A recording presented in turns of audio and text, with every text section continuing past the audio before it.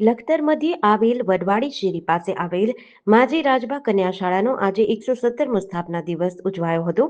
ત્યારે લખતરના રાજવી દ્વારા 9/9/1909ની અંદર શાળાની સ્થાપના કરી શિક્ષણ કાર્યની શરૂઆત કરી હતી। જે કન્યા શાળાનું જૂનું બિલ્ડિંગ 2001ના ભૂકંપમાં જર્જરિત થતા આ શાળાની લખતર મધ્યે વડવાડી શેરી પાસે સરકાર દ્વારા નવું બિલ્ડિંગ બનાવવામાં આવતા એ જ સ્થળે હાલમાં કન્યા શાળા કાર્યરત છે। આજે આ કન્યા શાળા 116 વર્ષ પૂર્ણ કરીને 117મા વર્ષમાં મંગળ પ્રવેશ કરતા શાળાના સ્થાપના દિવસની ઉજવણી કરાઈ હતી।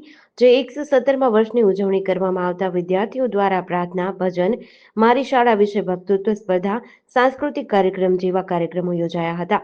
જેને સફળ બનાવવા માટે શાળાના શિક્ષકોએ જહેમત ઉઠાવી હતી।